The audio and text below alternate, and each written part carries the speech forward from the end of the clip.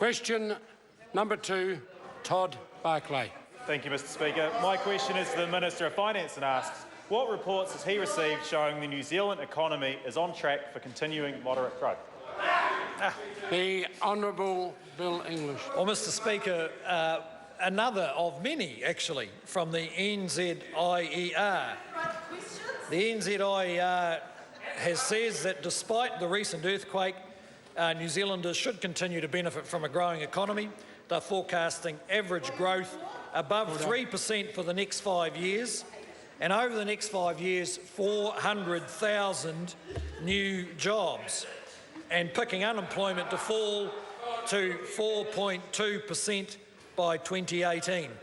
This is the ability to achieve this kind of economic progress is relatively unique in the developed world. Thank you, Mr Speaker.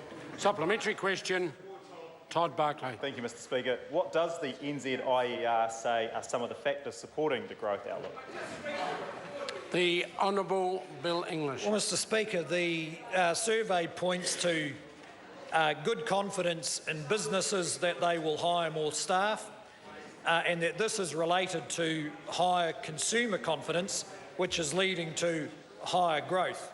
They point out that while the effect of the earthquake is significant for those affected, will have a moderate impact on the economy at large, and they point out that the New Zealand economy is in good shape and will provide a buffer for any further shocks, whether they're international or of a seismic nature.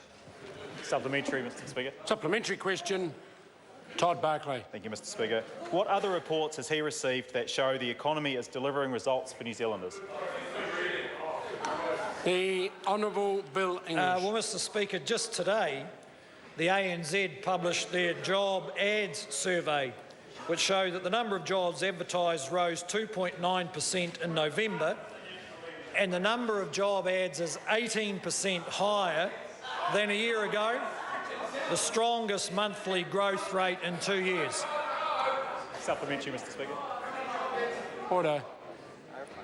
Just before I call the supplementary, there are just too many interjections coming, particularly from one person to my left. I will have to deal with it if it continues. Supplementary question, James Shaw. Has he seen the latest IMF Global Housing Watch report, which shows that New Zealand is the least affordable country in the world to buy a house relative to income? And will he be asking the new head of the IMF to write less critical reports in the future? There are two questions. Either can be answered. The Honourable Bill English. Well, Mr Speaker, the Prime Minister tells me it's yet to be determined who's the new head of the IMF.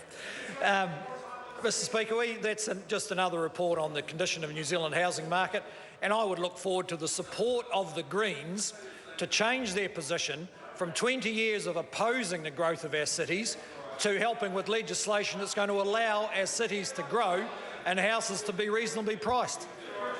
Supplementary. Supplementary question, Todd Barclay. Thank you, Mr Speaker. What indicators point to diversification of the New Zealand economy supporting resilience? The Honourable Bill English. Well, Mr Speaker, one indication of the resilience of this economy has been the way that it's reacted to the fall in dairy prices.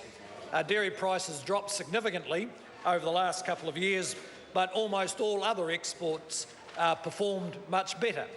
And as a result of that, we've been able to continue with moderate and consistent economic growth, even though our largest single primary production commodity dropped in price.